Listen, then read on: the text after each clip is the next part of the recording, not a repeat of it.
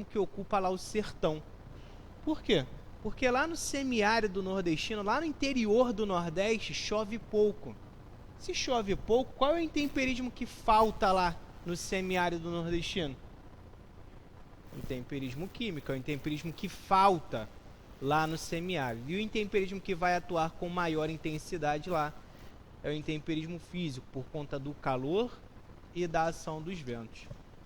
E o outro intemperismo, como colocaram aí, é o agente biológico. O agente biológico são os seres vivos, tá? Falei para vocês que é um processo. Primeiro vem o intemperismo, processo. Primeiro é o intemperismo, que é a degradação da rocha. Depois da degradação, o que acontece? Erosão, perfeito. O que é a erosão? Isso aí, erosão é o transporte do sedimento. O sedimento está na parte mais alta do relevo e ele vai cair em direção à parte mais baixa. É a erosão, é o transporte. Vou até colocar aqui, ó, para quem não lembra. É o transporte do sedimento.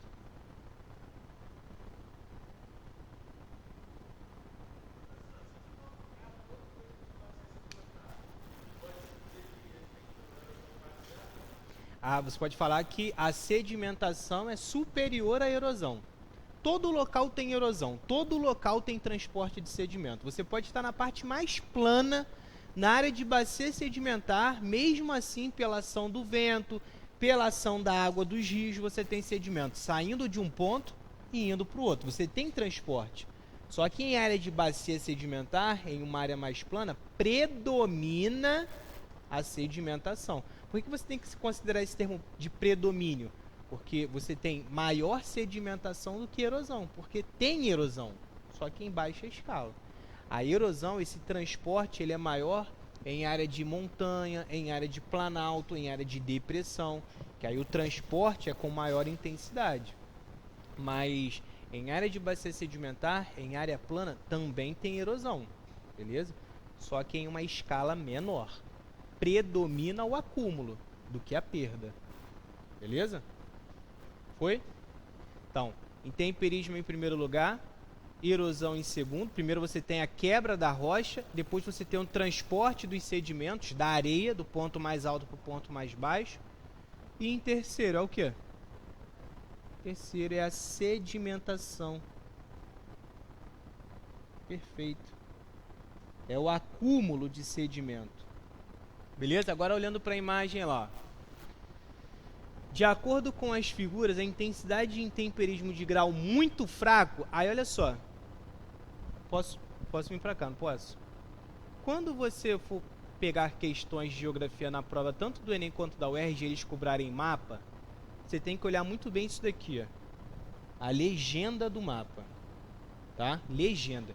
Por quê? Se eu colocar esse mapa aqui para você e não colocar a legenda, você não sabe o que quer dizer o número 1, o número 4, o número 3, o número 2. Você tem que olhar para a legenda. A legenda é 50% da questão de análise do mapa.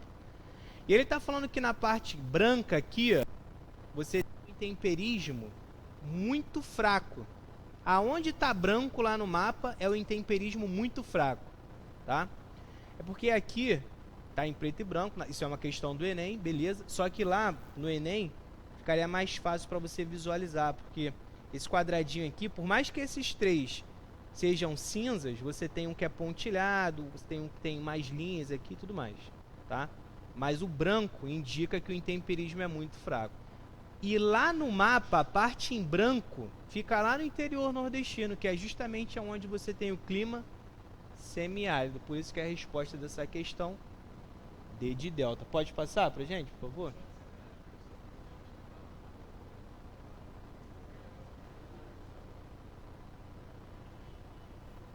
Sertão ou não, né?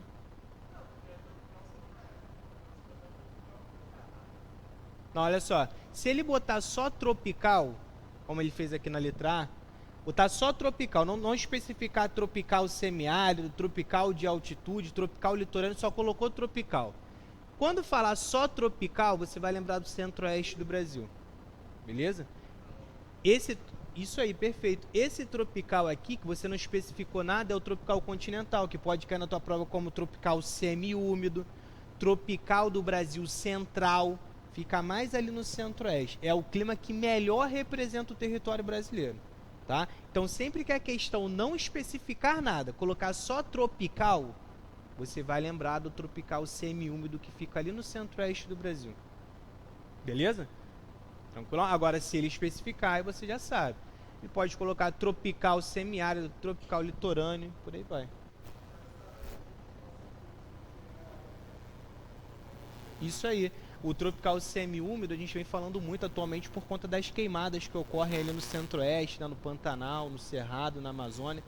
O clima tropical típico ou tropical semiúmido, que ocupa ali o centro-oeste do Brasil, ele tem algumas características particulares, né? Você tem um verão chuvoso e o inverno é seco.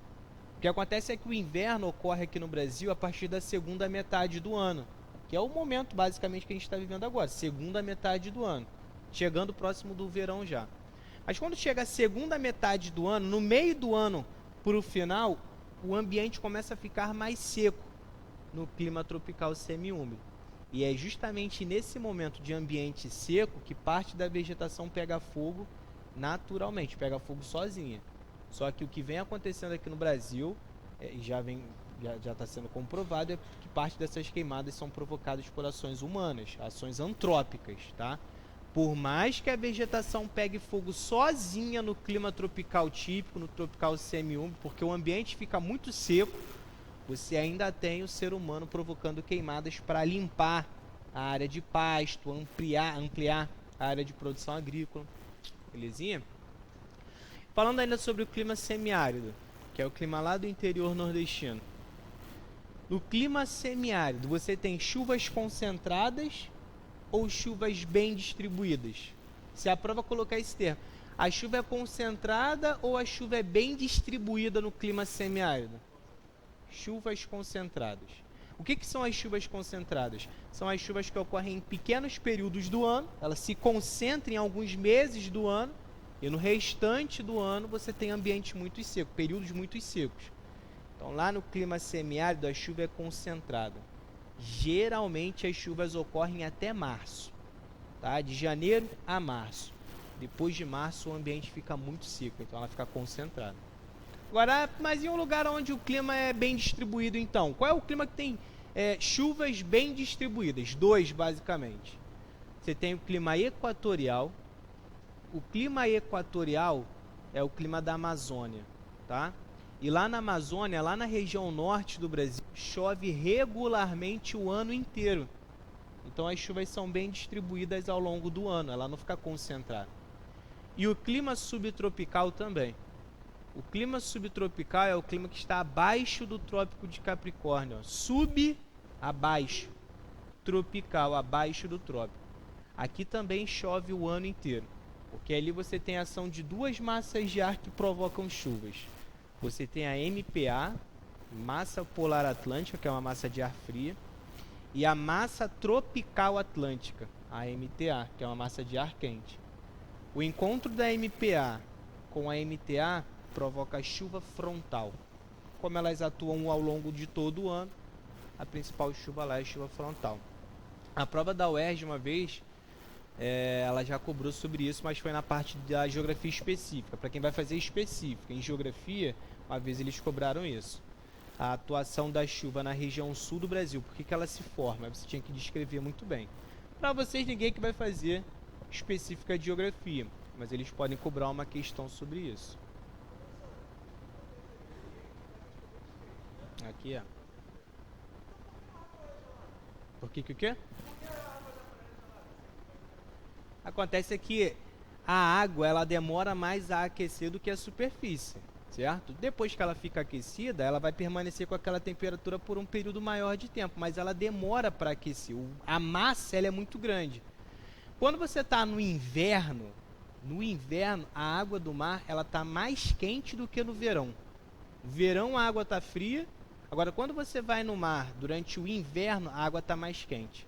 Por quê? Porque ao longo do verão, o oceano foi sendo aquecido pelo sol, foi demorando para aquecer. Mas durante o verão ele vai sendo aquecido. Quando chega o inverno, a temperatura vai cair no ambiente, só que o mar, como ele foi aquecido ao longo de todo o verão, vai permanecer com uma temperatura mais elevada do que a superfície. Eu até coloquei uma questão sobre isso para a gente resolver e caiu no Enem. Essa questão da diferença de temperatura entre a superfície e o oceano. E é justamente isso. O oceano ele demora mais para aquecer por conta do seu volume, da sua massa, do seu tamanho. Mas depois ele permanece mais aquecido por um período maior de tempo. Tem a questão do calor específico, né? Que é a questão de física e eu nem me meto, né? Pra não falar besteira.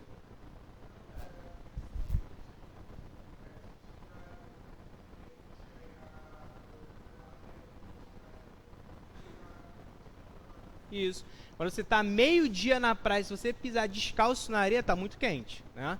E aí quando você vai na água, a água está mais fria do que a superfície. Só que conforme vai anoitecendo, o calor do solo, o calor da areia vai indo embora, a temperatura vai caindo. E isso muda até a dinâmica dos ventos, que foi justamente isso que a prova do Enem cobrou. Essa diferença do vento que vem do oceano e o vento que sai da superfície. Coloquei uma questão, acho que é a próxima. Quer ver? Já. Não é, claro que você não vai entrar na água, você vai colocar a mão ali e vai ferver. Mas a temperatura ela é maior do que durante o verão, ela está mais aquecida. Beleza? Do que o verão, ela está menos gelada do que o verão. Geralmente quando a gente vê uma imagem durante o inverno do mar muito forte, muito violenta, e os surfistas ali, tu pensa assim, cara, tá um frio do cacete, como é que o cara tá na água? Mas a água ela tá mais quente do que durante o verão. E além disso ele ainda usa uma roupa térmica, né? Pode passar, por favor? Questãozinha da UERJ, tá? Vou dar um tempo para vocês resolverem. Não fala a resposta, tá?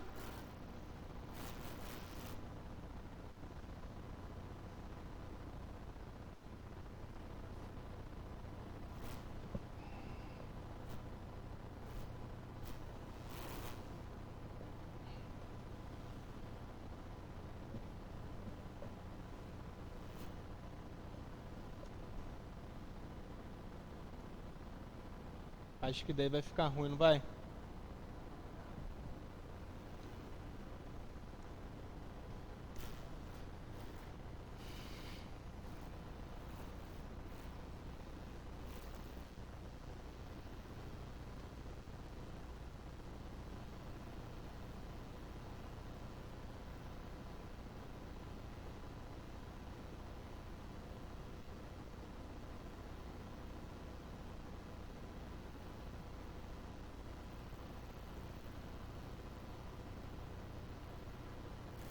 Você vai reparar que as questões do Enem, elas são mais objetivas. As questões da UERJ, elas são mais abrangentes. Você tem que... Eu costumo falar que, né, eu não gosto nem de falar isso, daqui a pouco eu vou falar, mas o Enem é burro? Não, é porque a UERJ, ela faz você pensar mais, ela é mais criteriosa.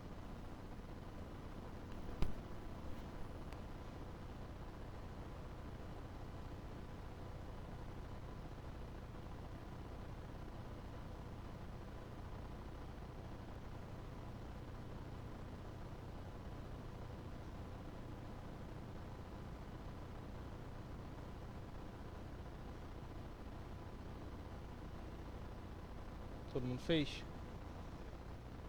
Fez?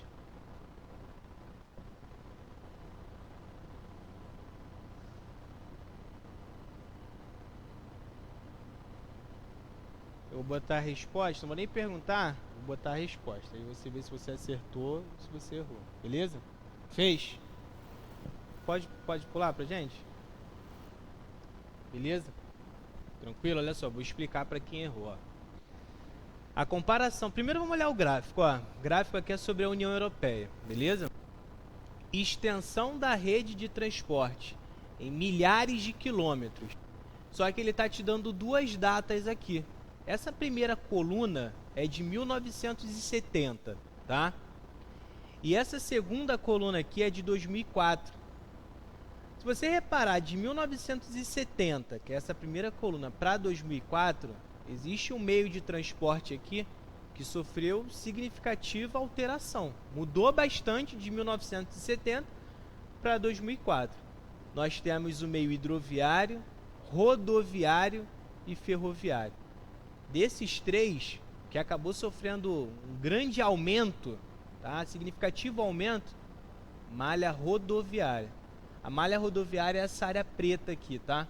Você reparar, de 1970 para 2004, a malha rodoviária ela aumentou demais, tá? Teve uma grande ampliação em relação a milhares de quilômetros de malha. A comparação entre os gráficos permite associar as mudanças na rede de transporte aos seus impactos ambientais. A principal consequência sobre o ambiente resultante dos investimentos na matriz de transporte da União Europeia entre 1970 e 2004 beleza, então, analisando o gráfico, percebendo qual foi a malha viária, a malha de transporte que aumentou e a consequência disso para o meio ambiente, se você conseguir associar o aumento da malha rodoviária com o aumento de transportes que circulam nessa malha rodoviária, se você tem mais automóvel circulando na União Europeia, você tem mais emissão de CO2 na atmosfera. E maior emissão de CO2 agrava o aquecimento global. Você tem um aumento do aquecimento global por conta do aumento da malha rodoviária, já que com o aumento da malha rodoviária, mais automóveis irão circular. Beleza? O Enem cobrou uma questão sobre isso. Eu já cheguei a comentar isso com vocês. O Enem cobrou uma questão sobre isso, onde ele perguntava o que pode ser feito para diminuir a questão do aquecimento global.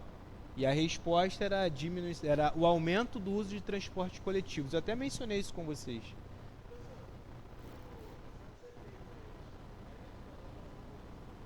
Isso. Não, olha só. A ilha de calor, ela é um fenômeno local. Por que muita gente marcou? Muita gente poderia marcar B, tá? Só que é uma questão mais de lógica. Olha só. Ilha de calor é um fenômeno local, certo? Você tem em alguns pontos isolados da cidade o aumento da temperatura. É um fenômeno local. Você tem ilha de calor, por exemplo, aqui na Rua do Educarte. Tem muito asfalto, tem muito prédio, isso absorve muito calor, aumenta a temperatura. Agora, se você for para pontos mais isolados aqui de Nova Iguaçu, você já não tem esse fenômeno da ilha de calor, é um fenômeno local. Beleza. Agora, aquecimento global é um fenômeno que atinge uma escala muito maior. Atinge países inteiros. Aumento da temperatura em vários países, em vários continentes, é global. O aumento da malha rodoviária, beleza, provoca também a ilha de calor, em pontos aonde a malha rodoviária está passando. Só que se você tem o aumento da malha rodoviária e, consequentemente, o aumento de transportes emitindo CO2, na União Europeia, que é o que a questão está pedindo, na União Europeia, no conjunto de países da União Europeia, aí já não é mais um fenômeno local de ilha de calor, é um fenômeno global do aquecimento global. Então, é justamente isso. É específico em alguns pontos, nos pontos onde a malha rodoviária está passando. Mas o aquecimento global ele consegue atingir as áreas mais distantes, mais isoladas, atinge o mundo inteiro. E isso justamente pelo aumento da malha rodoviária, não só na União Europeia, como no mundo inteiro. Beleza? A questão está especificando ali da União Europeia, mas esse fenômeno ele também vai atingir em todos os países ali do bloco europeu, do bloco asiático, por aí vai.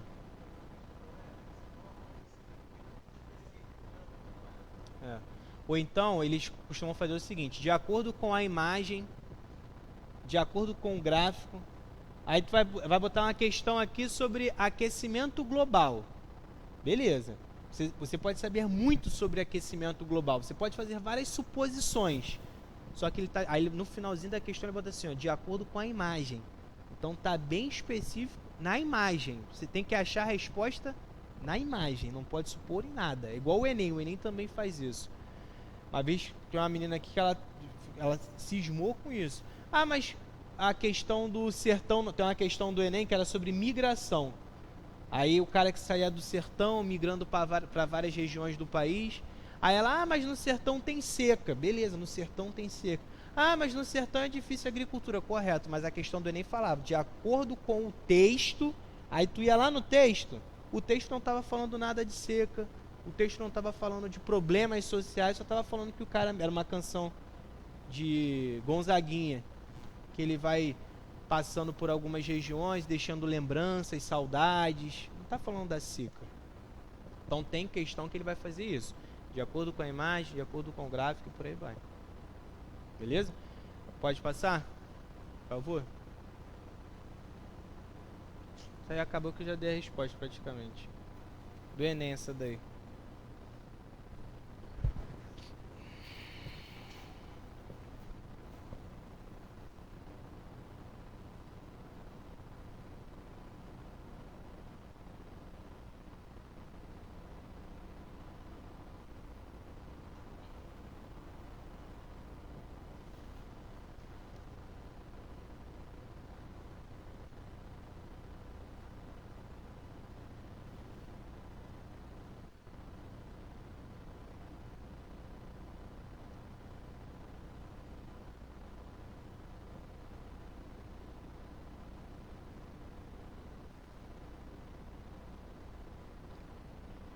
Essa questão, na minha opinião, é uma das melhores questões do Enem. Uma questão muito bem elaborada.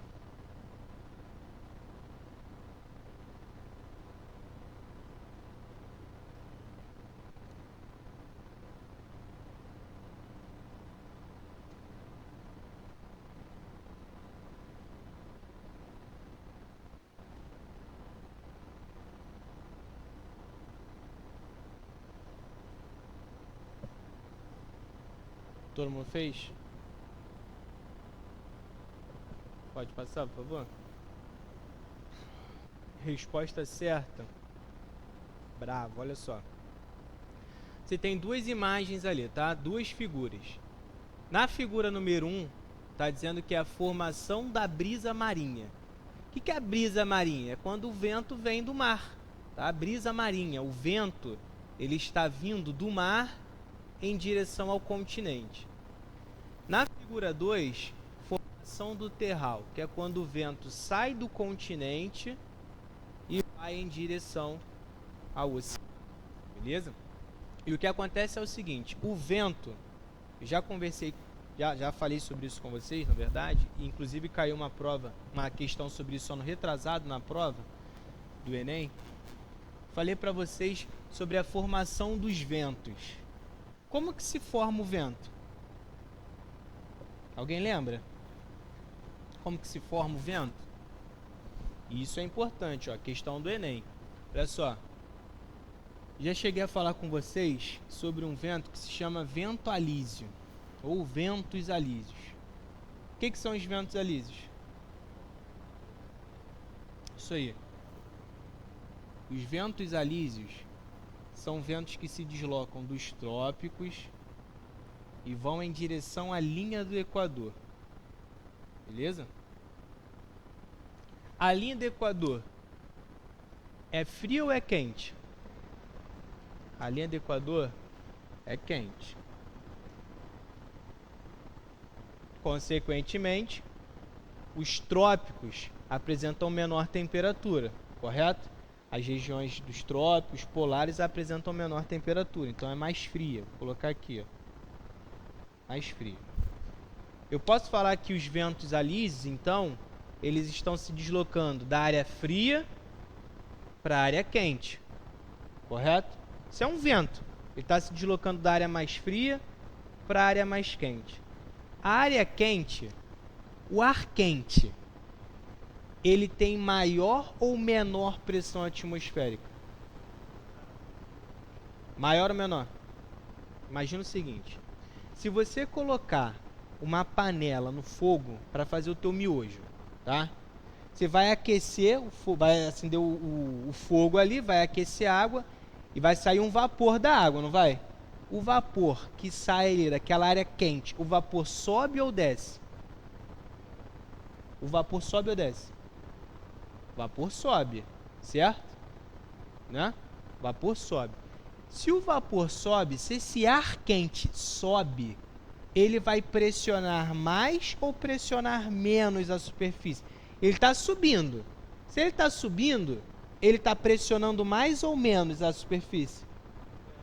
Está pressionando menos. Então, o ar quente tem menor pressão. Menor pressão. Por que que o ar quente tem menor pressão atmosférica? Porque o ar quente, ele sobe. Enquanto o ar frio do ar-condicionado, ele sobe ou desce? Desce. O ar frio, ele é mais denso, o ar frio ele é mais pesado.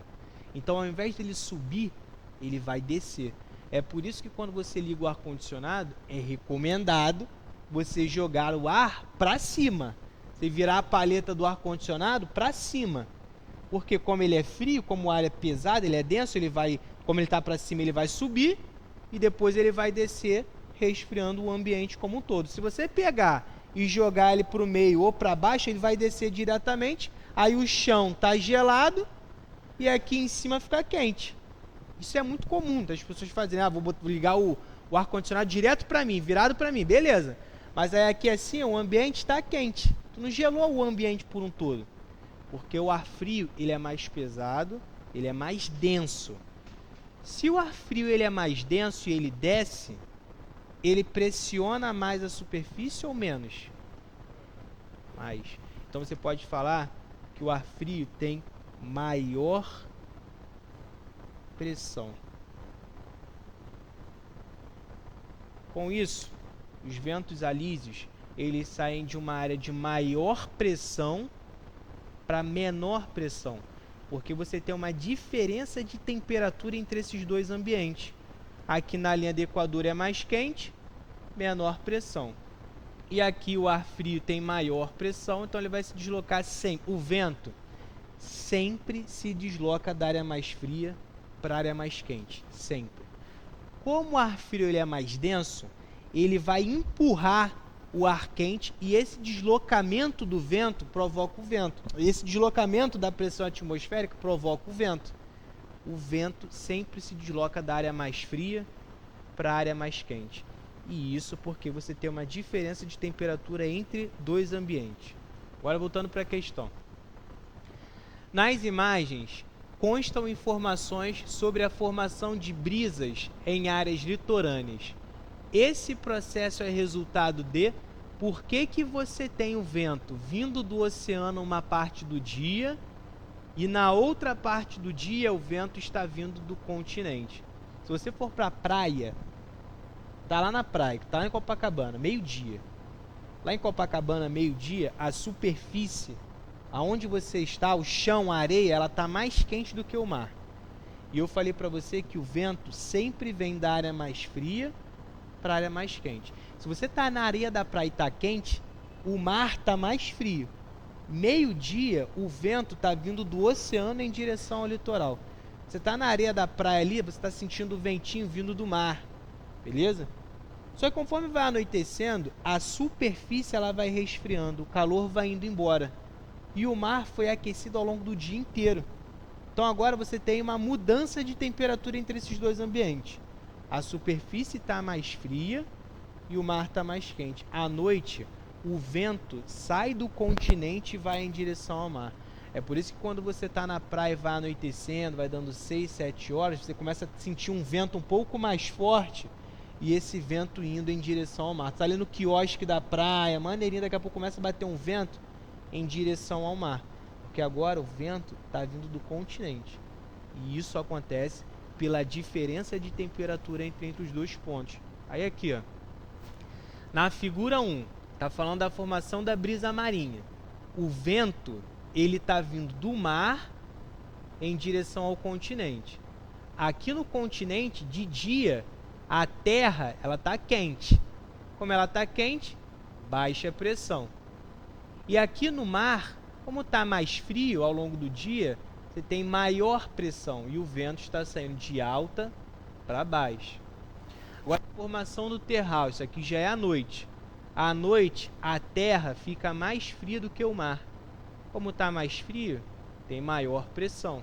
O vento está saindo de alta pressão para baixa pressão, já que o mar agora ele está mais quente, mais aquecido, está morno. E isso ocorre pelo aquecimento diferencial da superfície. da superfície terrestre e da superfície marinha. Beleza? Essa questão é uma questão mais bem elaborada mesmo do Enem, tá? Eles cobraram, ano retrasado, 3 questões de clima, e essa era uma delas. Ano passado eles também cobraram bastante questões sobre clima. Uma sobre por que aqui no Brasil você não tem deserto, e eles perguntaram a influência da floresta amazônica nessa questão de você não ter deserto. Aí a resposta era justamente essa, porque você tem formação de chuva vindo da floresta amazônica, isso diminui a ocorrência de deserto no Brasil. E uma outra questão que eles falaram sobre o albedo. Pode passar, por favor?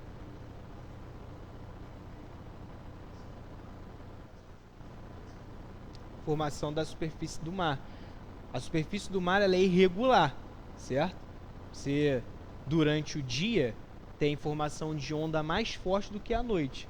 Durante o dia, como você tem um vento vindo do oceano, vai movimentar a massa de água do oceano, só que a superfície do oceano ela é irregular, ela é acidentada.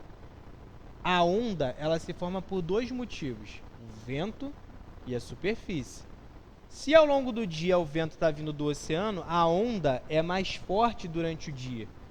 Para quem está surfando, né? A não ser que você queira surfar em direção ao interior do continente, ou em direção ao interior do mar. Que aí o vento está vindo do continente e está empurrando a massa de ar para o interior. Mas essa questão da onda ser maior em um período do dia do que o outro tem a ver com a superfície do mar, que é irregular, e o vento.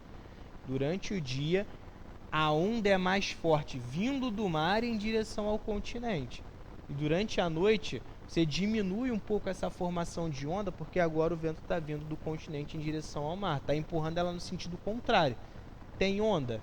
Tem, porque a superfície é irregular, mas diminui durante a noite do que em relação ao dia.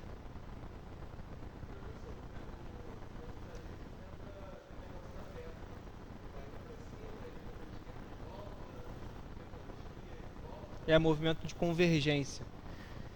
O ar está aqui, está frio. Aí ele vai para a linha do Equador, se aquece. Só que você, além de ter o movimento do vento alísio, você tem o movimento contralísio. Ele vai ser aquecido. Como ele vai ser aquecido, ele vai descer novamente. Porque agora ele está sendo resfriado nas altas camadas da atmosfera. Ele desce em direção à área que está sendo aquecida, inicialmente aquecida. Então você tem o vento alísio e o vento contralísio.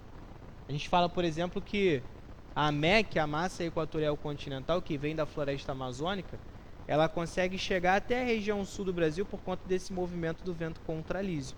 Foi aquecido, só que depois esse vento sobe, vai se resfriar nas altas camadas da atmosfera e vai perder a sua posição para uma massa de ar mais quente. Alísio e contralísio. Movimento de convergência, na verdade.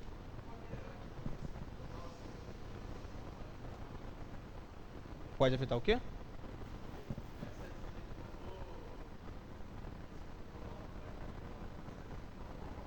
Pode.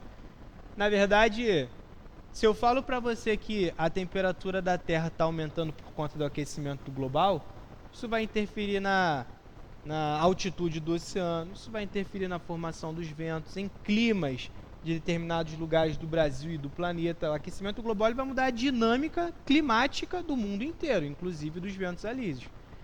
E aí parte, por exemplo, da umidade que vem dos oceanos e chega até o continente, pode diminuir. Os ventos alísios, eles acabam levando a umidade do oceano para os continentes, né? Nesse deslocamento do vento, ele está levando umidade. Se você teve um aquecimento global e, consequentemente, você mudou a dinâmica dos ventos alísios, essa umidade que vinha do oceano em direção aos continentes, isso diminui. Aí sim você pode aumentar a formação em alguns lugares de desertos. Com o aquecimento global você também vai mudar a dinâmica da vegetação e, consequentemente, a evapotranspiração. Aquecimento global você muda toda a dinâmica climática. E esse que é o grande problema, né? A gente fala que o aquecimento... A gente fala não, né? Tem gente que fala que o aquecimento global é uma mentira, né? Enquanto isso, essa dinâmica climática vai mudando e a gente não vai fazendo nada. e é uma teoria que ganha muita força.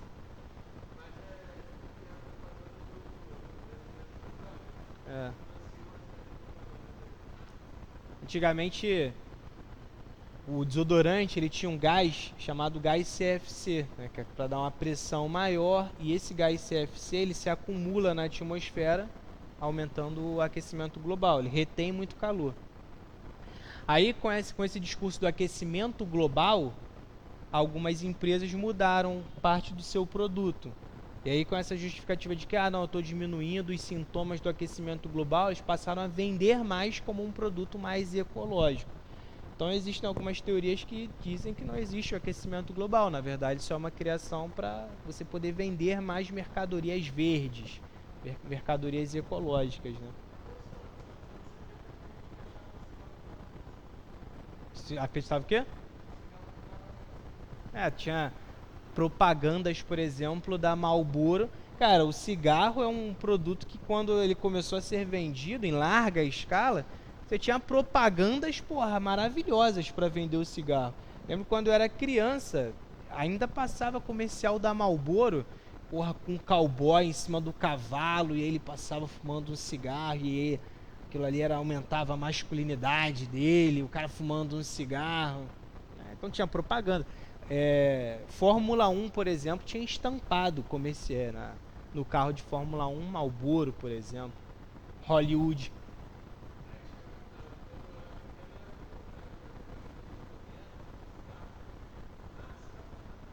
Perdendo um braço. Mas eu cheguei a pegar comercial da Marlboro, por exemplo, que você via assim um cara fumando um cigarro, o cara em cima de um cavalo, e tu faz, caraca, que maneiro, quero fumar um cigarro.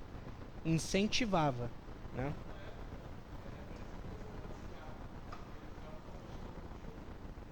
Combustível com o quê? Não lembro. Tinha isso?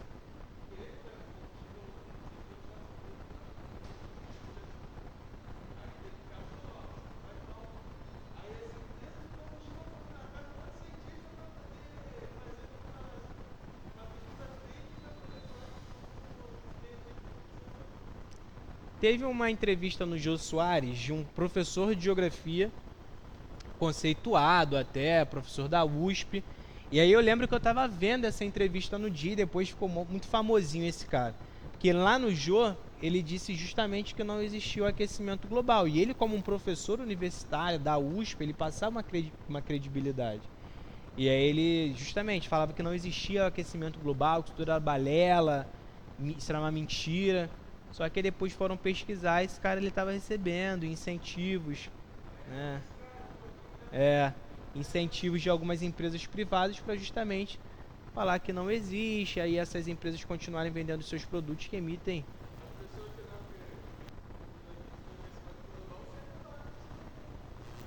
Aí eu lembro que na faculdade eu não podia nem comer traquinas porque eu estava contribuindo com a expansão da produção agrícola de soja transgênica. Hoje em dia, professor de geografia falando que não existe aquecimento global. Eu tive um colega na faculdade que ele estava na faculdade comigo, né, professor de também fazendo geografia, e aí numa aula de geografia urbana, o professor falou sobre favela e aí sobre baile funk em favela. E aí ele, porra, como um futuro geógrafo, ele chegou e falou: "Não, na verdade, o baile funk na favela a população gosta, todo mundo gosta, que é a cultura da favela é o baile. Então, ninguém, se tu chegar lá pra acabar com o baile na favela, a população ela não vai gostar disso, que a população gosta do baile. Não é porque você tem uma parcela que gosta do baile na favela que todo morador vai gostar.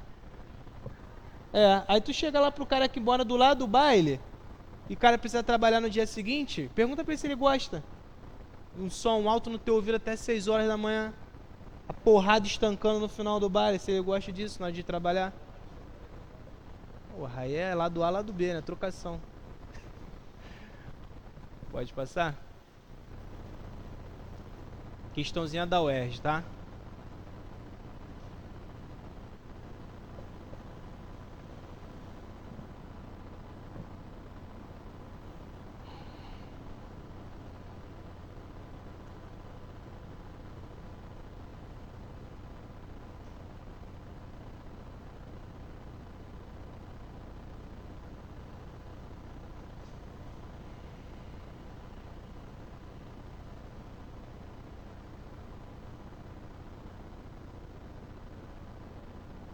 Oi? Como é que é? Você poderia olhar para a Groenlândia. Mas esse tipo de questão ela é um pouco mais conceitual, né? Tanto é que aí na resposta tu vai perceber isso. Você tem que olhar para a Groenlândia, qualquer questão de mapa na UERJ, principalmente envolvendo cartografia, você vai olhar para a Groenlândia. Mas aí entra uma outra questão também.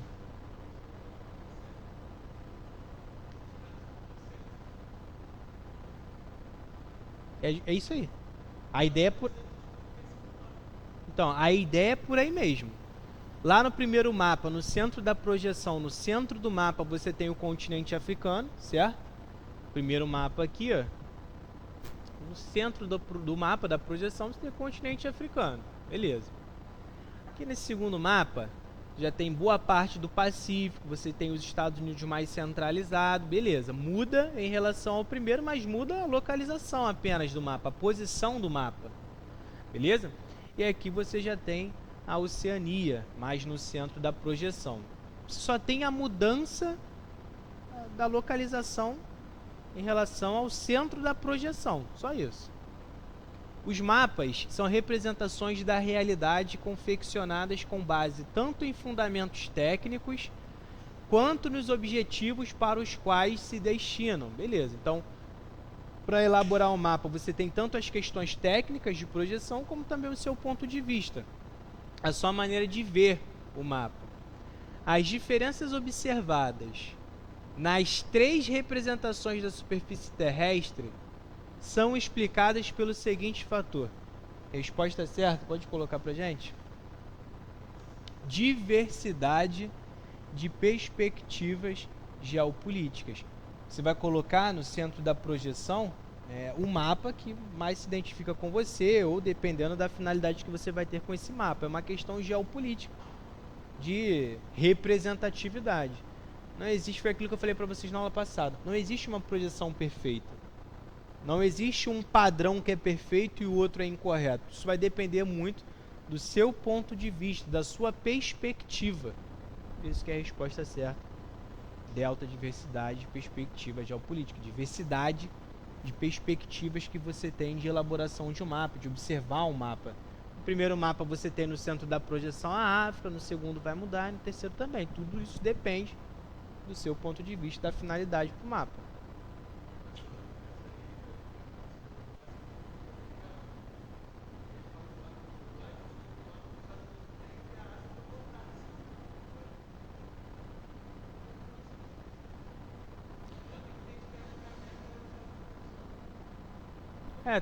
Tem alguns vídeos, por exemplo, que eles passam na rua e perguntam para um americano onde fica o Brasil, por exemplo, no mapa.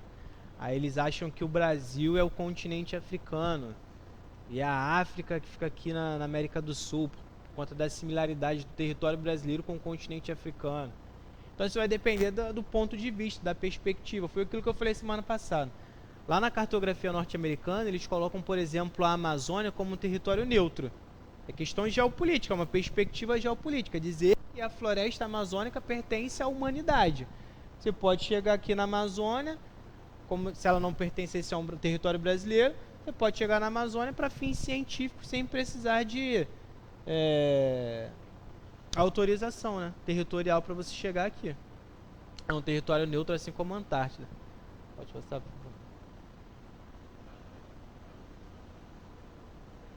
Deus me livre. Vai.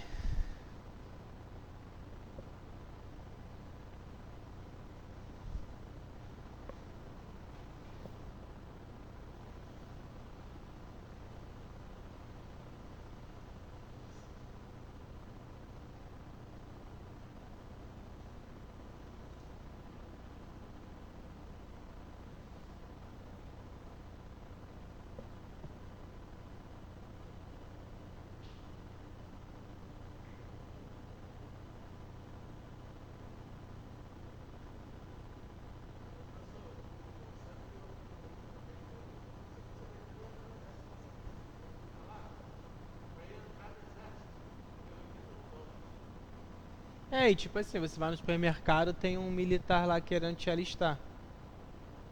Pô, quer entrar no alistamento não? Quer virar um soldado não?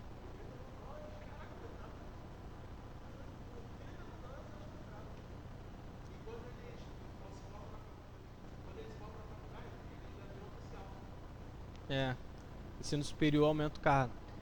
Tem um documentário no Netflix que ele é interessante, por exemplo, ele é um documentário que vai falar sobre como alguns cineastas dos Estados Unidos na Segunda Guerra Mundial influenciaram muito o incentivo a jovens entrarem para a guerra, né? E lá eles fazem todo um aparato, toda uma propaganda para chamar jovens para o exército. E aí na Segunda Guerra Mundial isso foi muito incisivo. Eles faziam filmes incentivando os jovens a se alistarem, né?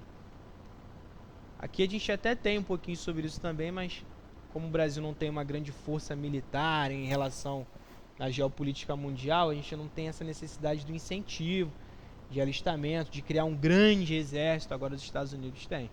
E eles fazem muita propaganda para chamar jovem para o alistamento. De mulher, né?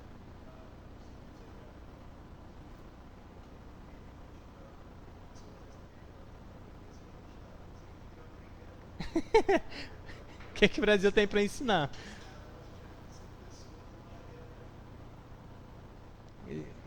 Aqui a gente está começando agora, né?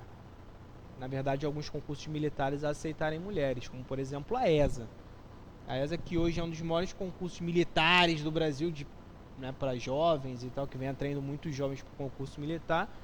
A ESA só recentemente começou a aceitar mulheres, né? Já lá nos Estados Unidos já é um costume muito maior, até por conta dessa Segunda Guerra Mundial. Então eles precisavam de mão de obra militar, né?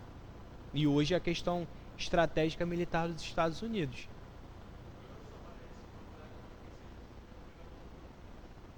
Como é que é? Lá, né? Aqui? Tu foi se alistar?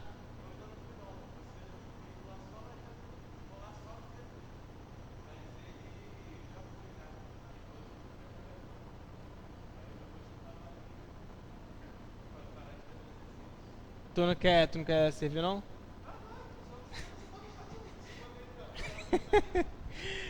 Você tem que servir a sua pátria. Porra.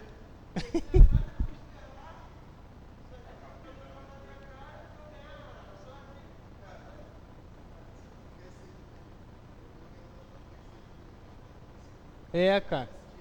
Não quero não.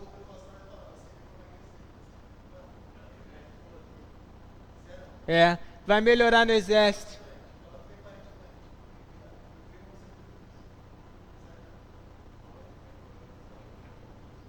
Fala que tem hérnia. Eu tenho hérnia. É. Quando eu fui, o cara perguntou: você quer servir? Eu falei: pô, eu não posso. Aí eu. Tá filmando, mas daqui a pouco você vai. Hã? Eu não posso, tenho hérnia. Aí o cara faz força. Fiz força. Ah, não tô conseguindo aqui, eu tenho hérnia. Aí o cara tá tranquilo, pode ir. Mas beleza, olha só, a resposta a essa questão aqui, ó. Alfa. Ah, beleza? Olha só. A população brasileira sempre teve um histórico de grande mobilidade, desde a colonização. Mobilidade que ele coloca ali, verdade que a prova do Enem coloca, é questão da migração, tá? Cerca de 1/3 da população não reside onde nasceu. Entre as características da mobilidade da população nacional na década de 90, questões mais atuais, tá? Está dizendo que houve uma queda do movimento migratório interno em direção ao Sudeste, e isso está correto. A prova do Enem, de vez em quando, costuma cobrar algumas questões sobre isso. Por quê? Ainda hoje pega muita gente. Muita gente acredita que a região Sudeste, Rio de Janeiro e São Paulo, continua sendo a região mais atrativa do Brasil. E não é, tá? A região Sudeste é uma das regiões que apresentam o maior índice de repulsão, de expulsão, de saída da população, principalmente nas grandes cidades como Rio de Janeiro e São Paulo. Aqui no Rio de Janeiro e São Paulo, até a década de 70, por exemplo, década de 70, 80, você ainda tinha uma grande atração de mão de obra, muita gente vinha para cá por conta da indústria. Só que agora, aqui no Rio de Janeiro e em São Paulo, na região sudeste, você tem grandes problemas que estão ocorrendo e esses problemas estão expulsando a população. Que problemas são esses? Aqui no sudeste você tem o aumento do roubo de carga, as indústrias estão saindo daqui por conta desse aumento no roubo de carga. Eu já falei isso com vocês. Ano passado, a Magazine Luiza, ela promoveu uma grande reunião com grandes empresários do Brasil, governadores, prefeitos do Brasil. A Magazine Luiza promoveu essa reunião. E era para discutir aonde seriam instaladas novas unidades da Magazine Luiza. O único local que não recebeu uma unidade da Magazine Luiza, Rio de Janeiro. Não tem loja da Magazine no Rio de Janeiro. Eles entregam para o Rio de Janeiro, mas distribuidora não tem. Por quê? Porque aqui no Rio de Janeiro o roubo de carga é um dos maiores do Brasil. E isso expulsa muita indústria, muita empresa. Conforme a empresa está saindo, as pessoas vão embora junto. Inclusive aqui no Rio de Janeiro você teve, por exemplo, há 2 anos atrás, a rua que apresentou o maior roubo de carga do país, que fica ali na Pavuna, é a Rua Mercúrio. A Rua Mercúrio ali na Pavuna, aonde você tem uma unidade da Polícia Civil, uma delegacia da Polícia Civil. Foi a rua com o maior roubo de carga do país. Aqui. E é justamente onde você tem a Souza Cruz, que vende cigarro. A Souza Cruz já anunciou que vai sair do Rio de Janeiro por conta desse roubo de carga. Além do roubo de carga, você tem o aumento do congestionamento nessas grandes cidades do Sudeste, o aumento da fiscalização ambiental, fazendo com que as empresas gastem mais para se adequar a esse regulamento ambiental. Tudo isso faz com que as empresas acabem saindo do Sudeste. Tá? Então a resposta certa vem ocorrendo atualmente, queda do movimento migratório interno em direção ao Sudeste. Só para fechar essa questão aqui, essa questão é boa.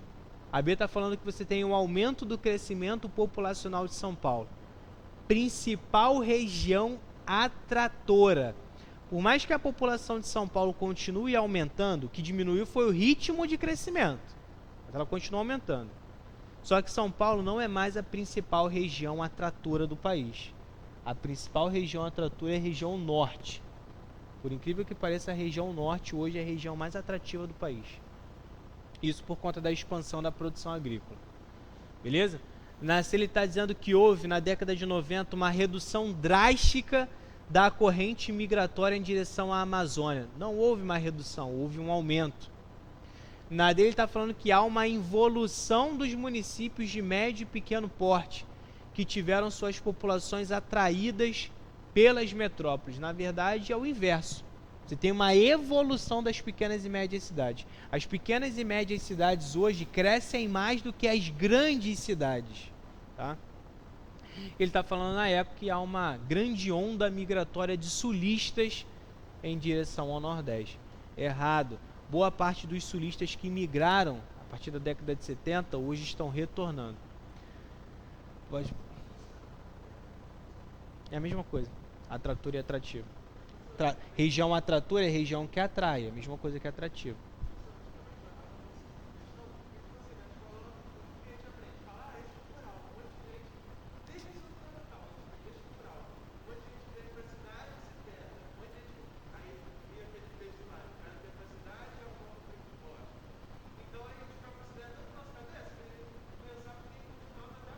Até hoje as pessoas saindo do campo e em direção às grandes cidades, né?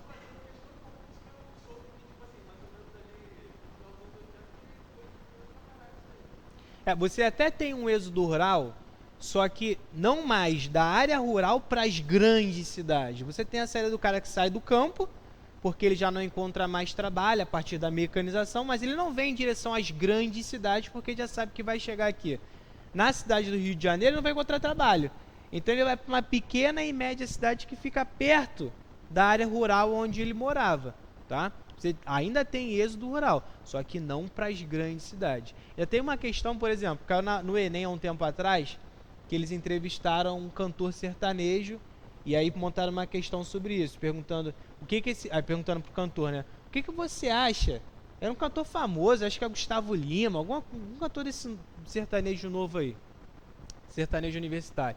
Aí perguntaram a ele o que ele achava dessas músicas sertanejas atuais, se sertanejo universitário, se ele concordava, se era legal ou não, se ele achava que isso era sertanejo. Essa era a pergunta para ele. Você acha que isso é sertanejo, esse sertanejo novo? Aí ele falava, é. Aí a resposta que ele dava era a questão do Enem. Ele falava, sim, é um sertanejo verdadeiro. O que acontece é que o campo mudou. Então a maneira como o Chitãozinho e Chororó retratava o campo na década de 70, na música sertaneja, é diferente da música sertaneja universitária hoje, porque o campo se modernizou. Tranquilo? Então essa questão do êxodo rural continua existindo, mas não para as grandes cidades, eles vão para pequena e média. Beleza? Pode passar, tá acabando, relaxa. Daqui a pouco já tem um sextou para vocês. Sai daqui, meu Deus do céu. Falei com vocês semana passada sobre projeção e sobre esse símbolo da ONU aí.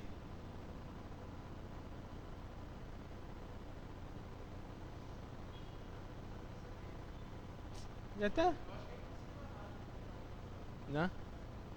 E olha só, o Enem adora cobrar esse tipo de questão aí. Ano retrasado eles cobraram sobre isso.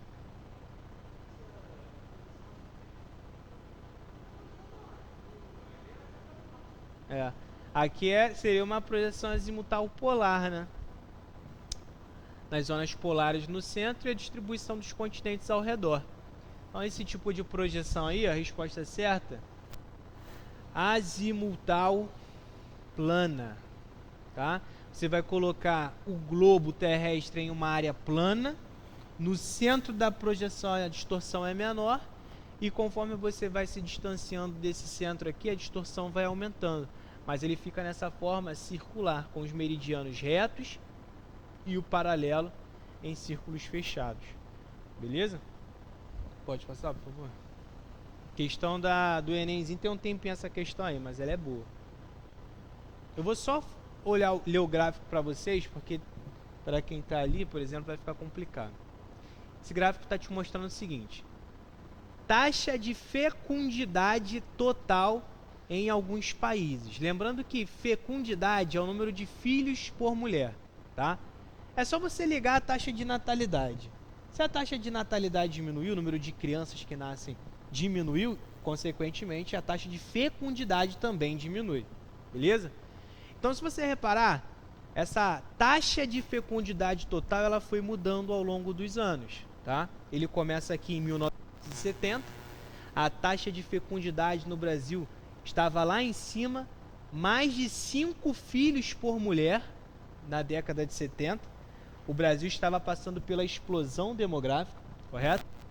E conforme os anos foram passando, essa taxa de fecundidade foi diminuindo, essa quantidade de filhos por mulher diminuiu. Aqui em 2010, você tinha menos de 2 filhos por mulher. Beleza? Dividindo o número de crianças pelo número de mulheres em idade fértil, menos de 2 filhos por mulher. Beleza, isso também se refletiu em outros países, como a China, Coreia do Sul, a taxa de fecundidade diminuiu. Beleza, e aí vem a pergunta. Uma consequência socioeconômica para os países que vivenciam o fenômeno demográfico ilustrado é a diminuição do quê? Tá? De acordo com isso que a gente viu ali na imagem, não dá resposta agora. De acordo com o que vocês viram ali no gráfico, essa diminuição da taxa de fecundidade, tá? Qual é a consequência disso? Qual é a questão socioeconômica disso para os países que foram mencionados ali? Com calma.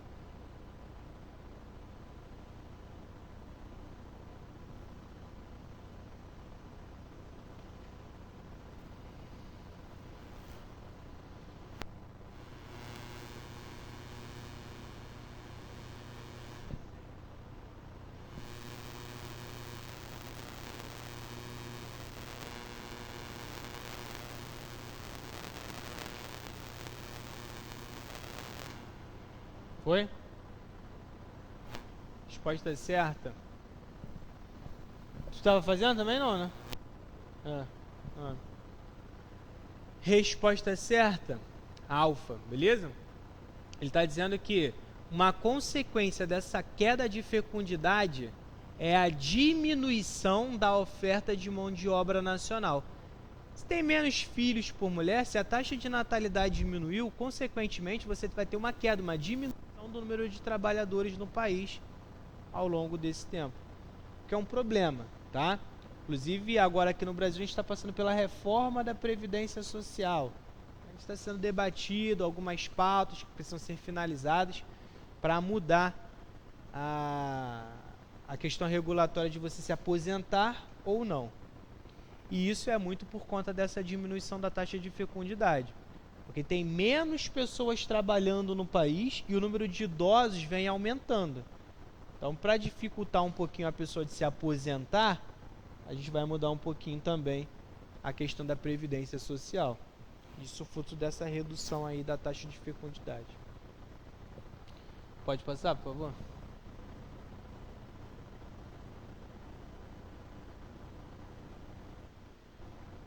Faz aí.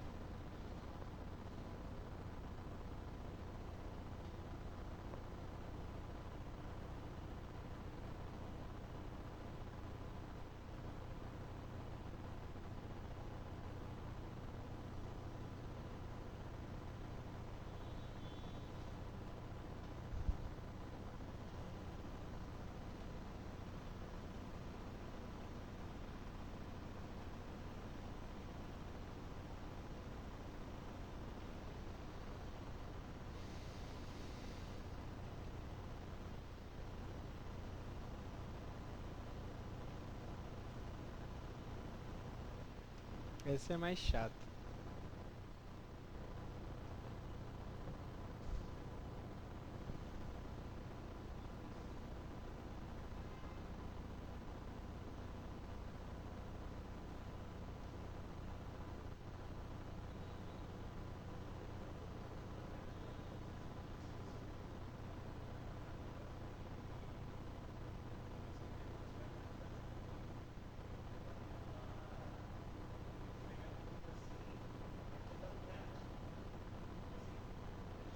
Retilinização do rio.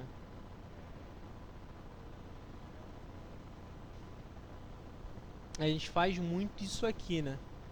Às vezes você tá andando na rua. Ué?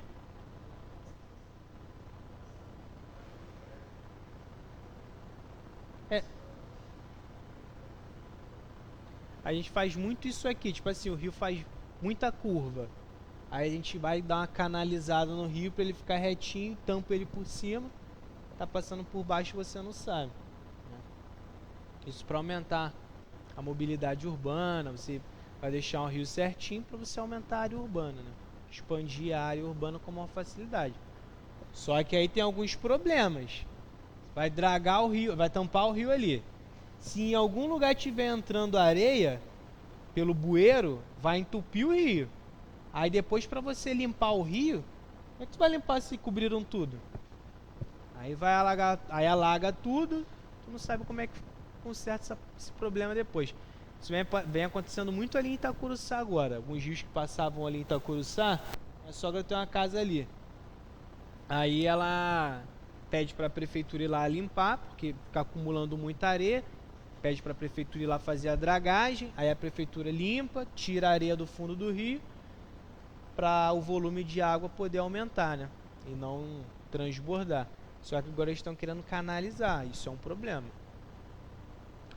Beleza? Ó, resposta certa aqui. Delta. O que é impermeabilização do solo? Diminuir a capacidade de infiltração da água. O Enem adora esse termo aqui, ó. Enem e o UERJ adoram esse termo. Impermeabilização. O Enem já cobrou isso aqui umas 10 vezes. Impermeabilizar o solo é diminuir a capacidade de infiltração da água. Como que você diminui a capacidade de infiltração da água no solo nessas áreas urbanas? Aumentando o asfalto. Perfeito. Quando você passa com asfalto na cidade, você diminui a capacidade da água de infiltrar no solo. E aí você tem que construir alguns dutos para a água conseguir escoar e não alagar aquela área ali, aquela rua. Só que o que algumas pessoas fazem? Sempre tem um esperto, cara. Toda rua tem um esperto. Lá na rua da minha sogra, quando você estiver andando na rua, tu vai reparar, todo mundo já viu isso, que a rua, ali o asfalto, ela tem uma curvinha, né? Ele não é retinho, ele tem uma curvinha. Por que eles fazem isso aqui? De passar o asfalto na rua, eles colocam meio que uma curvinha. Os carros passam por aqui, mas tem essa curva. E aqui você tem alguns dutos, alguns bueiros. Eles fazem isso para a água não ficar acumulada na rua. A água vai cair para esses bueiros aqui, vai descer e não vai alagar a área, vai alagar a rua. Então o que fizeram lá na minha sogra? Acharam que isso daqui era um problema da prefeitura, que tinham passado o asfalto de maneira incorreta. Aí o que eles fizeram? Nivelaram, tacando cimento. Passaram cimento aqui, ó, para nivelar. E cobriram o bueiro. Resultado, quando chove, agora a água não consegue mais descer pelo bueiro e fica alagada na rua. Aí tu passa, parece uma piscina. Qualquer chuva que dá, a rua parece uma piscina. Impermeabilizar o solo é diminuir essa capacidade de infiltração da água. E nas grandes cidades aqui do Rio de Janeiro é isso que ocorre, ampliando também a questão do alagamento. Asfalto o quê? Estão querendo pintar agora aqui no Brasil asfalto de branco também. Em alguns países eles já fazem isso. Porque pintando de branco ele vai absorver menos calor, diminuir a ilha de calor. A questão do paralelepípedo, você consegue aumentar a infiltração da água. Entre um paralelepípedo e outro, você tem uma brecha, né? Aumenta a porosidade e a capacidade de infiltração. Agora asfalto.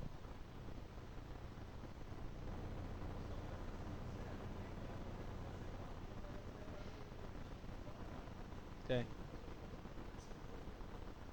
Como é que é?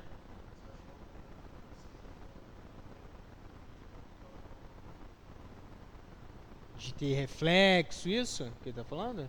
Só se tivesse reflexo, fosse espelhado, né? Mas para os motoristas não representa um risco, né? Pelo fato de estar branco, é como se você estivesse andando em uma área de concreto.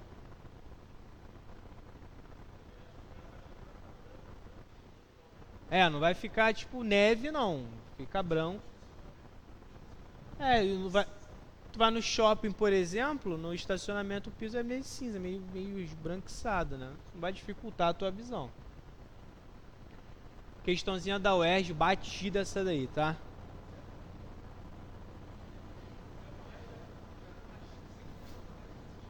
Todo ano tem questão disso aqui na UERJ. Brastemp.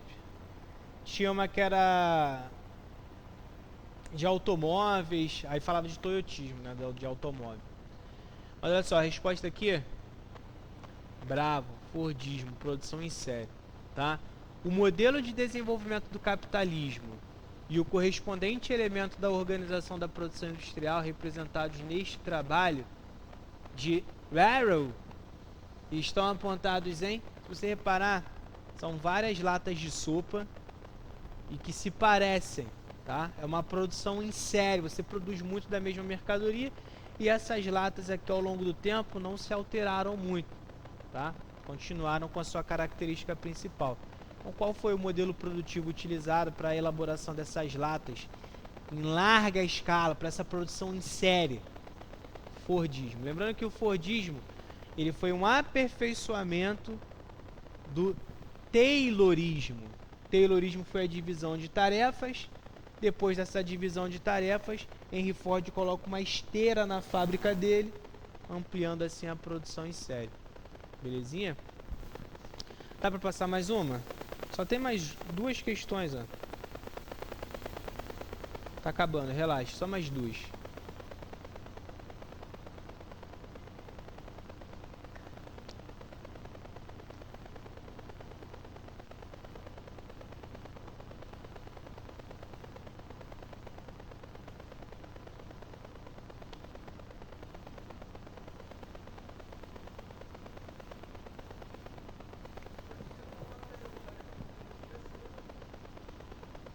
Quem?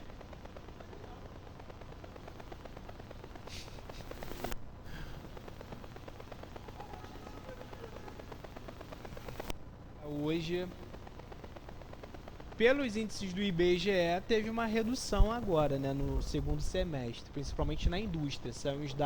Saíram alguns dados agora, dizendo que diminuíram as taxas de desemprego na indústria.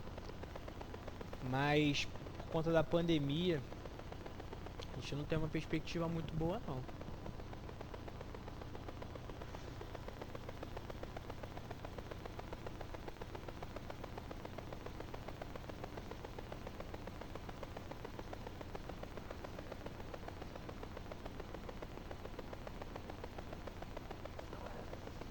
Enem.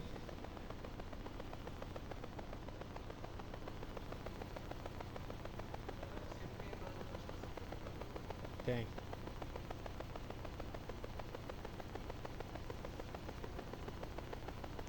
O Enem adora cobrar a questão de população, tá? Resposta certa aí, ó. Tá? Exportação de mão de obra qualificada. A gente dá um nome para isso aqui. Qual é a migração que a gente dá?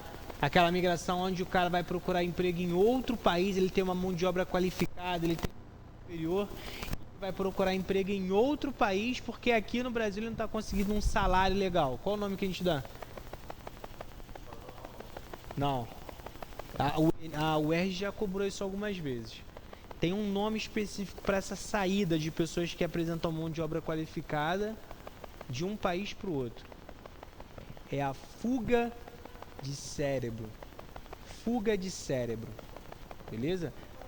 Não. Fuga de cérebro é quando você tem a saída em massa de algumas pessoas que apresentam mão de obra qualificada no ensino superior, saem do Brasil e vão buscar trabalho lá fora. É a fuga de cérebros.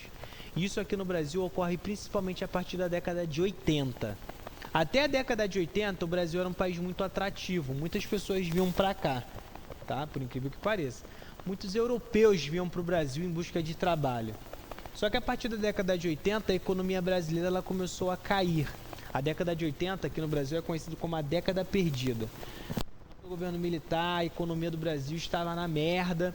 E aí muitas pessoas começaram a sair do Brasil e procurar emprego lá fora. E ainda hoje isso é uma característica muito comum. O cara faz uma faculdade de engenharia química aqui na UFRJ, engenharia física, aí ele acha que porque ele fez a faculdade de engenharia dele química, ele vai encontrar emprego rapidinho, é um engenheiro.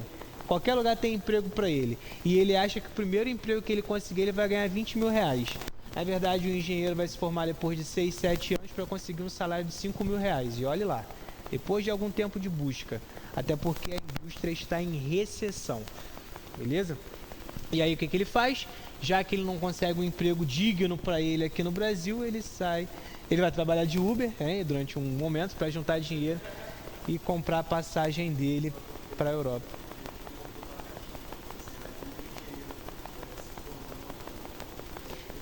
Cara, o que é muito triste, né? Um cara que tem uma mão de obra altamente qualificada, o cara sabe muito. Qualquer profissão, o cara sabe muito, né? Ele se aperfeiçoou naquela profissão dele ali. E o fato de ele não conseguir emprego é muito triste. Então o cara acaba saindo do Brasil e indo procurar emprego lá fora. Para engenharia química, bombam muito, por exemplo, na Alemanha. Muita gente. A engenharia química lá é muito forte. Até por conta das usinas nucleares.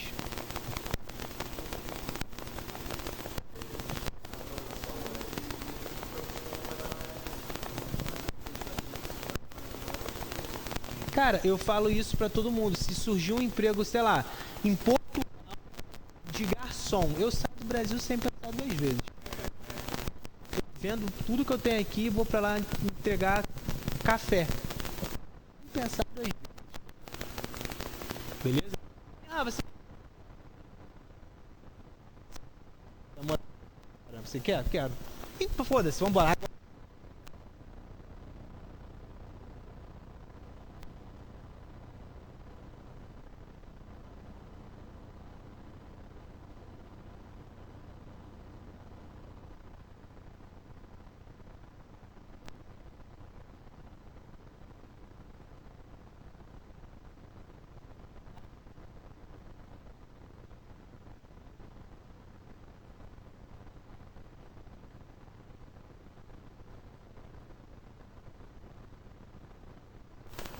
Desligou? É a última também.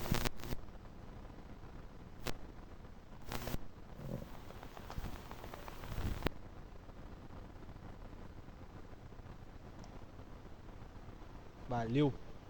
Olha só.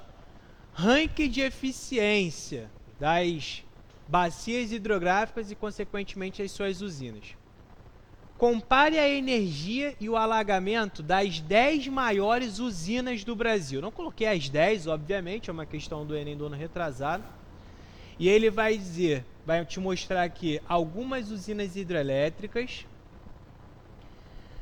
a característica dessa usina, da bacia que foi alagada, tá? O rio que foi alagado para a construção dessa usina hidrelétrica, a área que foi alagada e o potencial energético. E aqui embaixo, a localização. Então, por exemplo, a usina de Itaipu, tá? A configuração da usina de Itaipu lá no Rio Paraná, provocou esse alagamento aqui, ó. Esse desenho, essa configuração de alagamento.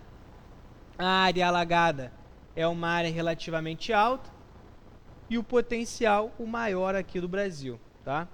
Como eu disse, fica lá no estado do Paraná, a bacia do Rio Paraná, faz divisa com o Paraguai. Belo Monte, que está sinalizado aqui, é justamente o que a questão está pedindo, fica lá no estado do Pará. O potencial é o maior potencial de usina genuinamente brasileira que você só encontra no Brasil. A usina de Itaipu, ela não é genuinamente brasileira, tá? Ela pertence 50% ao Brasil e 50% ao Paraguai. Agora, a usina de Belo Monte, sim, totalmente brasileira, genuinamente brasileira, e o potencial dela é muito grande. Sendo que a área alagada é uma área muito pequena, tá? Aí vem a questão. Comparando os dados das hidrelétricas, uma característica territorial positiva de Belo Monte, positiva. Por mais que a usina hidrelétrica tenha diversos impactos ambientais, sociais, econômicos, ele está te perguntando um aspecto positivo, de acordo com o que você está vendo ali no mapa, do gráfico, da usina de Belo Monte.